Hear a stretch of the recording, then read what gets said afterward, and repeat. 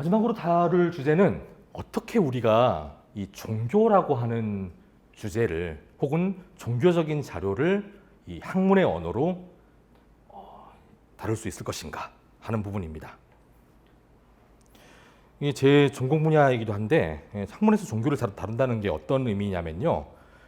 종교가 주된 주제일 경우, 예를 들면 그리스도교 신학이라든지 불교 교학, 유교 경학 등등은 그 종교가 논문의 핵심적인 주제이고 자료이기도 하죠. 지금 이 멘토링에 참여하고 계시는 분들 중에서도 원불교학과 분들이 많이 계십니다. 그 외에 역사, 철학, 문학, 사회과학 등에서도 부분적으로 종교를 다루는 경우가 있죠. 왜 그러냐면은 종교 현상이라고 하는 것은 사회, 문화의 거의 모든 영역에 관여하고 있는 복합적인 현상이기 때문입니다. 그렇다면 과연 우리는 종교를 얼마나 알고 있을까요? 이거는 예전에 미국의 어느 잡지에서 조사를 한 적이 있는데 종교 연구자들은 몇 명 안 되지만은 내가 종교를 잘 안다고 생각하는 사람들은 되게 많아요. 그래서 세상에는 종교 연구자가 그렇게까지 많지는 않지만 누구나 종교에 대해서 할 말이 있다는 거죠. 사실 이거는 종교를 알고 있다는 건 착각입니다. 왜 그러냐면은 종교를 안다는 것은 애초에 불가능해요. 종교학자가 왜 이렇게 얘기를 하냐면요. 종교는 객관적인 실체가 아닙니다. 어디 딱 눈으로 볼 수 있는 공중에 떠 있는 그런 게 아니에요. 오히려 특정한 부류의 종교적인 인간 현상을 다루기 위해서 우리가 만들어낸 개념적인 도구예요. 그래서 나는 종교의 본질을 완전히 알고 있어. 근데 지금 이 종교의 본질에서 벗어나 있는 현상이 있네? 이런 식으로 얘기하는 말들은 모두 무시하셔도 좋습니다. 종교의 본질은 무엇이다 라고 하는 모든 형태의 담론을 거부해야 한다는 거죠. 그런 거 없어요. 아주 옛날에 1970년대에 요아킴 바흐라고 하는 종교학자는 우리의 종교 경험이 세 가지 형태로 표현이 된다 적어도 신화, 의례, 공동체 이렇게 제안을 했습니다. 나중에 여기 보여드리는 거는 니니안 스마트라고 하는 학자가 적어도 우리가 종교라고 하는 걸 얘기할 때는 한 7개 정도의 차원은 고려를 해야 한다. 그래야 우리가 종교에 대해서 이야기하고 있다고 최소한 말할 수 있다라고 주장을 했습니다. 제가 학부 때 배울 때는 6개였거든요. 근데 지금 하나가 늘었어요. 뭐냐면은 첫 번째 의례, 제사하고 하는 거 있죠. 그리고 하나가 이야기, 신화 이런 차원이 하나가 있고, 그 다음에 이제 경험적이고 감정적인 거, 신비주의, 영성 체험 이런 부분이 있고, 그냥 사회적이고 제도적인 거 있죠. 우리가 얘기하는 불교, 그리스도교 하는 교단 조직 같은 거 다 여기 들어갑니다. 그 다음에 이제 윤리적이고 법적인 거, 종교는 자꾸 인간의 윤리적인 행동을 규제하려고 하죠. 그 다음에 교리적이고 철학적인 부분들도 있습니다. 그리고 이게 이제 마지막으로 포함된 물질적인 부분이 이제 들어가죠. 사실은 종교가 말로만 언어, 신앙 이런 차원만이 아니라 굉장히 물질적인 조건들과 관련되어 있다고 하는 것이 이제 여기에 들어갑니다. 근데 보통 우리는 이 중에서 특정한 부분, 이를테면 교리, 철학, 제도, 윤리 이런 것들만 딱 떼가지고 다루는 경향이 있습니다. 그것만 종교라고 생각하는 거죠. 하지만은 이 영역들이, 이 차원들이 서로 굉장히 유기적으로 연결되어 가면서 뭔가 역사적으로 쭉 진행되어 나가는 게 종교거든요. 그래서 어느 분야에서 종교를 다루든 간에, 철학에서 다루든 역사에서 다루든 간에 이 다층성에 대한 인식이 없이 쏙 빼가지고 나는 종교의 이 부분만 가지고 얘기할래, 나는 불교 교리만 가지고 얘기할래, 유교 가부장제만 가지고 얘기할래, 성리학만 가지고 얘기할래 라고 한다면은 이거 소통이 안 되는 겁니다. 그 종교 현상에 대해서 어떤 것도 얘기할 수 없는 거나 마찬가지예요. 자, 그렇다면 이렇게 여러 겹이고 복잡한 종교에 대해서 과학적인 연구가 가능할 것인가라고 하는 물음이 가능합니다. 애초에 제가 전공한 종교학은 19세기 때 처음 등장을 했고 종교라고 하는 현상을 과학적으로 하기 위해서 설계된 분과였어요. 그래서 당시에는 사이언스 오브 릴리전이라고 불렸습니다. 근데 이제 19세기 당시에는 지금보다도 자연과학이 좀 덜 연상됐습니다. 사이언스라고 하는 말에서. 그럼에도 불구하고 당시에 어떻죠? 전기를 이제 활용할 수 있게 되고 증기기관 나타나고 화학 주기율표 나오고 난리가 날 때죠. 자연과학이 거둔 성공이 이런 인문사회과학에도 영향을 주고 있었습니다. 그래서 애초에 종교학이 처음 등장할 때는 비교적 과학적인 접근이 가능한 방법들, 비교 언어학이라든지 사회진화론 이런 것들을 주로 썼어요. 근데 지금에 와서 20세기 이후에 더 이상 이제 인문학이 자연과학 방법을 따라가다가는 망하겠다라고 하는 위기의식이 생기게 되면서 그런 식의 접근이 좀 사라지게 됐고요. 뭔가 이 종교 연구만의 인문학만의 독자적인 접근 방법이 있어야 하지 않겠는가라고 하는 고민이 수십 년 동안 이어졌습니다. 지금까지도 그 논쟁은 진행 중이에요. 충분히 과학적으로 연구를 해야 한다라고 하는 진영이 있고, 아니다, 인문학은 인문학 나름의 방법으로 종교를 연구해야 한다고 하는 그 영역도 있고, 지금 두 개가 아직까지도 싸우고 있습니다. 근데 제 관점은 어떤가 하면요, 종교 연구는 충분히 과학적일 수 있고 또 그래야만 한다고 생각합니다. 그렇다고 해서 완전히 뭐 자연과학에서 하는 것처럼 수치 연구하고 통계 연구하고 뇌 사진 찍고 하는 것만 과학적인 연구냐면 그렇지는 않죠. 이거는 사실 철학 분야의 현상학자들이 많이 하는 얘기인데, 이 과학적 연구에는 정밀한 연구와 엄밀한 연구가 있다. 정밀한 연구는 아주 객관적인 수치 자료 같은 것들, 객관적인 현상 가지고 하는 거고, 엄밀한 연구는 자기 논리 내에서 또 완결성을 가지는 것, 그리고 다른 분야와 소통과 호환이 가능할 것, 이런 부분이 포함되어 있을 경우에 이제 엄밀한 학문적 연구라고 이야기를 합니다. 정밀한 연구도 해야 하고요, 엄밀한 연구가 역시 주가 되어야 한다고 생각합니다. 그래서 지금 현대 종교학이 하고 있는 종교 연구 방법은 어떤 거냐면요, 크게 두 가지라고 생각을 해요. 한 가지는 학제간 연구입니다. 뭐 이를테면 전통적인 문학, 사학, 철학 같은 것들도 있고요. 그 다음에 이제 19세기 말 이후에 등장한 사회과학적인 방법들도 함께 사용을 합니다. 왜 문학이 들어가냐면은 기본적으로는 종교 연구가 문헌 연구이죠. 여기에는 뭐 경전만이 아니라 뭐 종교적 사유라든지 실천 같은 걸 담고 있는 모든 문헌이 대상이 됩니다. 그래서 종교학자는 레퍼런스가 다양해야 돼요. 지금 각 대학의 종교학과에서 개설되어 있는 수업들을 보면 종교와 문학도 있고요, 종교와 영화도 있고, 요즘은 북미 같은 경우에는 만화나 게임 같은 것들이 종교학 텍스트로 다루어지기도 합니다. 또 하나는 이제 역사적인 종교 연구입니다. 종교사라고 하는 것은 근대 종교학보다도 먼저 시작이 되었습니다. 그래서 사료 비판에 바탕을 둔다는 것, 그리고 종교 현상이 발생하고 전개되는 과정을 중시한다는 점에서 오늘날 학문적인 종교 연구에 가장 기반이 되는 건 역사적 방법이에요. 많은 종교학과들이 학과 이름을 영문명으로 히스토리 오브 릴리전을 하고 있습니다. 종교사로 번역되지만 사실은 그게 종교학이에요. 그래서 저도 그런 데 동의하는 입장에서 종교학을 저한테 정의하라고 한다면 인간의 상상력에 대한 역사적 비평이라고 얘기를 할 것 같아요. 그리고 이제 마지막 철학도 전통적으로 종교를 다뤄왔죠. 오히려 이제 중세 철학 같은 경우에는 종교에 종속이 되어 있었다고까지 얘기를 하니까요. 그리고 이제 칸트 이후에 근대 철학은 이 옳고 그름, 그 윤리적인 실천 이성, 그리고 좋고 싫음, 이 미적 판단이라고 하는 영역을 종교와 분리해가지고 이성의 한계 안에서 종교를 규정하려고 노력을 해왔습니다.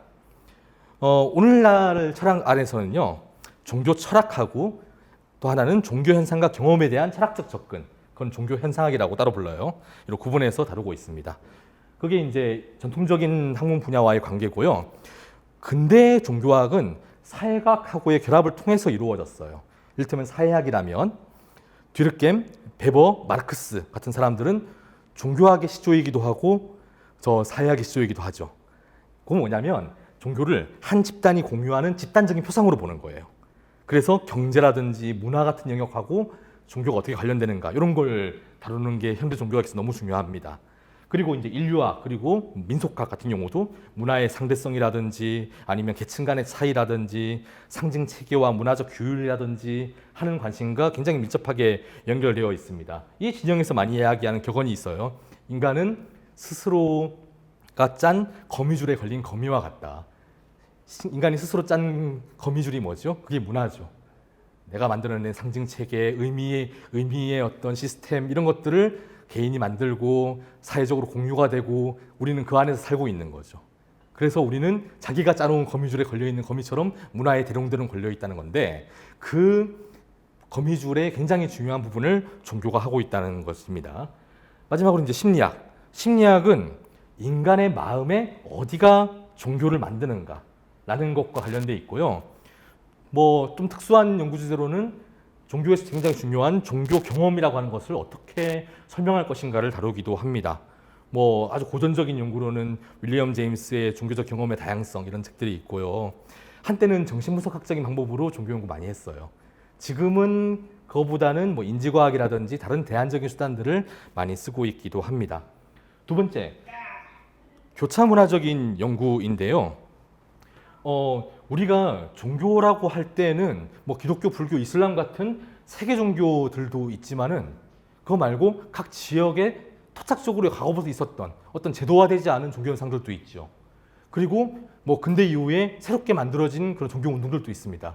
뭐 비유하자면은 세계 종교가 프랜차이즈 갖고 있는 대기업들이고요. 그 골목 상권에 옛날부터 장사하던 사람들이 민속 종교예요. 그 다음에 이제 벤처 기업이나 스타트업 같은 게 신종교거든요. 근데 이 모든 현상들을 자꾸 크로스를 시켜보고 뭔가 대등한 입장에서 위에 있는 이런 학제적인 방법을 사용할 경우에야 비로소 이제 이 통문화적으로 종교가 대체 뭐냐 하는 것을 얘기할 수 있다는 거죠. 자, 이렇게 방법을 써서 이 종교를 전문적으로 연구하는 종교학이라는 분야는 이루어지고 있는데 연구를 하고 있는데 그 외에 우리 각자 여러 연구자 선생님들께서 하고 있는 연구 분야에서 종교를 다룰 때 무엇을 주의해야 할 것인가에 대해서 말씀을 드리도록 하겠습니다. 먼저 종교가 중심 주제일 경우, 이 경우는 일반적으로 뭐 기독교면 기독교, 뭐 원불교면 원불교, 불교면 불교, 자기 종교 전통의 언어 안에서 뭐 조직 신학적인 뭐 일을 하든지 아니면 뭐 실천 신학적인 일을 하든지 이런 거 하시는 거잖아요. 근데 그 경우에서 중요한 것은 학문적인 종교 연구에서는 자기 전통의 언어를 어느 정도 초월할 필요가 있습니다. 충분히 어느 분야에서도 소통이 가능한 단계까지 언어를 다듬을 필요가 있어요. 그렇지 않으면 굉장히 자폐적인 연구가 되기가 쉽습니다. 자기 분과 안에서만 도는 연구가 되고요. 더 나쁘게는 자기 분과 안에서는, 자기 그 종교 전통 안에서는 그 교리적인 언어가 너무나 당연한 것으로 되어 있기 때문에 충분한 수준으로 객관화하지 않으면 그 안에서도 사실 소통이 안 되고 있는 거예요. 그냥 이거 믿죠? 이거 믿죠? 그럼 넘어갑시다. 이렇게 돼버리고 있는 거예요. 그걸 굉장히 주의해야 되고요. 그래서 다른 전통 그리고 다른 학문 분야와 호환이 가능한 언어와 논리를 구사하려고 의식적으로 노력할 필요가 있다. 그리고 다른 분야, 뭐 사회과학이라든지 역사, 철학 등등에서 종교를 다룰 경우 어떻게 하는가 하면요. 아까 우리가 종교에 대해서 다 할 말이 있다고 했잖아요. 그게 사실 뭐냐면 통속적인 편견입니다. 종교는 이래야 돼. 종교의 본질은 이거야. 라고 하는 통속적인 편견에 의지하기보다는 종교 연구자들의 말에 조금은 귀를 기울여 주세요. 그게 굉장히 중요합니다. 보통 중견학자들도 다른 분야에서 종교 관련된 주제 다룰 때 그 미르체아 엘리아데라고 하는 20세기의 굉장히 그 고전적인 종교학자죠. 그 사람 글을 적당한 걸 하나 딱 인용을 해요. 그러고 나서 종교학에서는 이렇게 얘기한다 하고는 자기 책무를 다했다고 생각하고 이제 자기 하고 싶은 말 하거든요. 그거는 공부를 안 한 증거입니다. 굉장히 관례적인 인용이에요. 고전이긴 하지만은. 미국의 인문대학을 무대로 한 최근에 그 넷플릭스 드라마가 있습니다. 더 체어라고. 전 굉장히 재밌게 봤는데 거기에 그 산드라 오가 맡은 학과장 그 김지훈이라고 하는 캐릭터가 있죠. 아시안 여성인데 처음으로 미국 대학에서 그 영문학 학과장을 했다는 설정이에요. 근데 그 학과장하고 여러 일이 일어나는데 그 인문대 학장이 요구를 해요. 야, 저기 엑스파일의 멀더로 나왔던 데이비드 듀코브니가 얘가 30년 전에 예일대에서 석사를 했는데 우리 과에서 한번 강의를 시켜보자. 그래서 이제 가서 면접을 합니다. 그러니까 이 밖에서 옛날에 공부했던 사람들은 자기 지적 허세는 되게 큰데 지금 학계가 어떻게 돌아가는지는 하나도 모르는 거예요. 그래서 뭐 문학 그거 뭐 별거 있어요? 내가 30년 전에 석사 논문 쓴 거에서 뭐가 얼마나 발달했겠어요? 라고 얘기를 합니다. 그러니까 김지훈이 딱 얼굴을 붙이면서 뭐라고 얘기하냐면 아니다. 그 사이에 많은 것들이 변했다. 뭐요? 하니까 정동이론, 생태비평, 디지털 인문학, 신유물론, 체계 역사, 젠더 연구, 비판적 인종이론 이걸 쫙 얘기를 하면서 이제 말을 막아버리죠. 그런데 종교학은 아까 말씀드렸던 그 엘리아데라고 하는 아주 고전적인 학자로부터 벌써 40년, 50년이 흘렀어요. 그 사이에 얼마나 많은 일이 있었겠습니까? 포스트 모던부터 시작해야 돼요. 굉장히 많은 변화가 있었어요.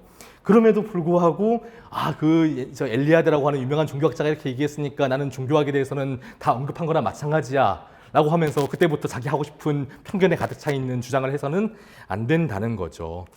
이를테면 지금은 굉장히 고도로 전문화된 상태에서 종교에 대한 비교 연구가 또 이루어지고 있습니다. 이를테면 제가 있는 기관이 한중관계연구원인데 한중관계사를 예로 든다면은 뭐 유교, 불교, 도교 같은 범주들이 뭐 외교라든지 국제 체제라든지 뭐 서로 간의 상호 인식에서 어떤 방식으로 작동하는지에 대한 굉장히 정밀한 연구가 분야별로 이루어지고 있어요. 그렇다면 그쪽 관련된 연구를 한 사람들이 그걸 봐야 되겠습니까? 안 봐야 되겠습니까? 그런 거죠. 자, 마무리하도록 하겠습니다. 지금까지 학위 논문이 어떤 글인지, 그리고 왜 쓰는 건지, 그리고 학위 논문이라는 긴 호흡의 글을 쓰는 연구자가 무엇을 유의해야 하는지, 그리고 문헌을 읽고 자료를 정리하는 실무적인 테크닉, 또 종교라고 하는 특수한 주제에 대해서 어떻게 접근해야 되는지 같은 것들을 좀 나눠서 살펴보았습니다. 앞으로 이어지는 강연에서도 아까 처음에 서두에서 소개를 해드렸습니다만 굉장히 다양한 분야의 여러 선생님들이 각자 경험에서 우러나오는 노하우 그리고 각 전공 분야에서 특별히 관심을 가지는 영역에 대해서 조언을 해주실 것으로 생각됩니다. 많은 기대를 바랍니다. 긴 시간 경청해 주셔서 감사합니다. 이상입니다.